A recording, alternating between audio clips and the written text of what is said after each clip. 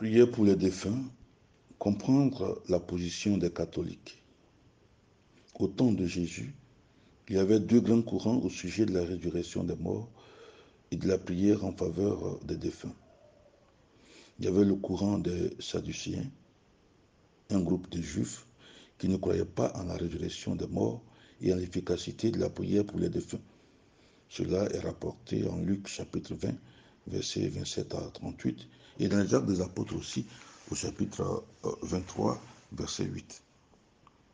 Il y avait aussi le courant des pharisiens, des Juifs, mais eux, ils croyaient en la résurrection des morts et en l'utilité de prier en faveur des défunts. Ils croyaient en beaucoup de choses, ils étaient ouverts, ils croyaient aussi aux anges et tout ça. Cela est rapporté aussi dans les Actes des Apôtres, au chapitre 23, verset 8. Pour les pharisiens, appelés aussi théologiens, Dieu a le pouvoir de faire revivre les morts. Donc, tous les morts ne sont pas automatiquement des diables. 2. La justice de Dieu aura le dernier mot. La justice de Dieu aura le dernier mot et sa solidarité envers ses fidèles ne sera jamais démentie. 3. Des sacrifices peuvent être offerts à Dieu pour pardonner les péchés de ceux qui sont morts dans la foi, mais en état de péché. C'est ce que raconte le second livre de Maccabée. Donc, selon les exégètes, la littérature intertestamentaire, c'est-à-dire les livres écrits entre l'Ancien et le Nouveau Testament par les Juifs, et qui n'étaient pas forcément dans la Bible, abonde en écrits sur le retour des morts à la vie et insiste sur l'aspect eschatologique de ce retour des morts. Bref, ces pharisiens, qui étaient théologiens, restaient donc attachés à cette idée selon laquelle, 1. Il y a une vie heureuse pour les justes après la mort dans le sous-sol, dans le shéol, dans la tombe. 2. Dieu réveillera les justes à la fin des temps. 3. Pour les justes, le sous-sol, le shéol, le tombeau est un lieu d'attente heureuse en communion avec Dieu, avec Abraham, Moïse et Élie. Cette réalité est décrite dans le récit de la transfiguration. Moïse et Élie causent avec Jésus. Ils apparaissent. Luc chapitre 8, verset 28 à 36. 4. Les méchants sont aussi dans le sous-sol, mais dans la pièce d'à côté, dans le feu, la souffrance, avec le diable, en attendant le jugement à la fin des temps. C'est cette situation que décrit la parabole du pauvre Lazare et du riche auprès d'Abraham.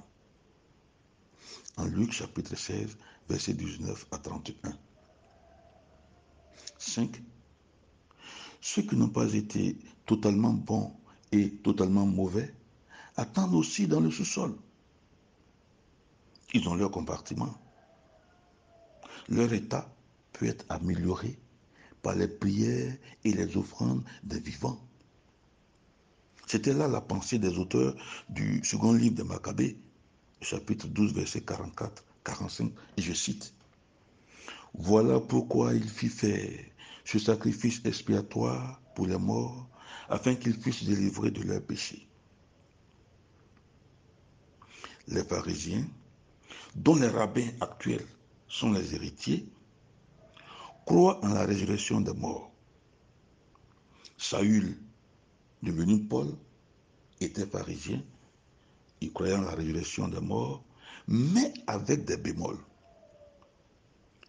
Pour les pharisiens, la résurrection est prévue pour la fin des temps, dans 10 000 ans, dans 100 000 ans, mais pas pour maintenant. Or, pour les apôtres, pour les chrétiens, la résurrection, c'est pour maintenant, en plein cœur de l'histoire. Elle a déjà commencé avec la résurrection de Jésus et ses apparitions qui la démontrent avec les apparitions de la Vierge Marie, avec les apparitions de certains saints. Le Christ qui apparaît vient du côté de Dieu, du côté du ciel et non du côté du diable et du sous-sol et du Sheol.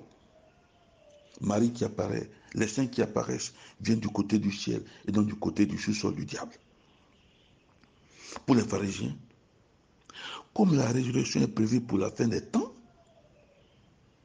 aucun mort ne peut apparaître aux vivants avant ce terme. C'est la position aussi de certains protestants, disons des protestants. Tout mort qui apparaît maintenant ou se manifeste maintenant est un esprit de mort puisqu'il vient du Sheol, même s'il était juste de son vivant. C'est cette idée qui est décrite dans le livre de Samuel au chapitre 28. Oui, telle était la mentalité de Saint Paul, jusqu'au jour où Jésus se montre à lui. Jésus se montre à Saint Paul. Les apôtres, et surtout Saint Paul, affirment que si le Christ est ressuscité en plein cœur de l'histoire et non à la fin des temps, les morts aussi ressuscitent, peuvent ressusciter en plein cœur de l'histoire et peuvent se manifester aux vivants.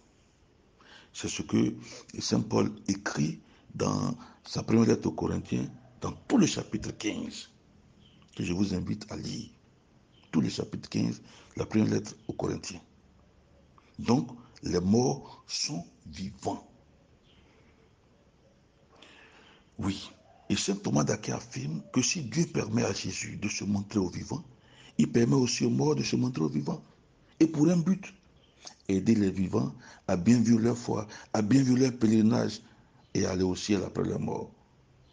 L'apparition donc des défunts est une aide pour la foi, une admicula fidei.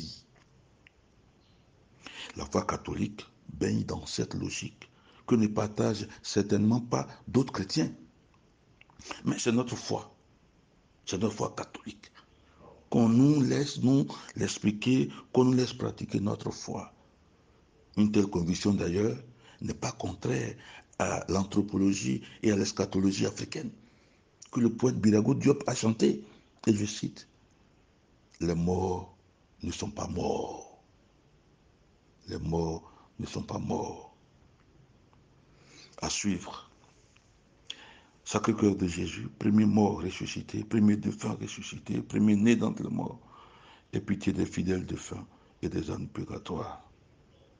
Dieu bénisse ta semaine. Père Rabbi.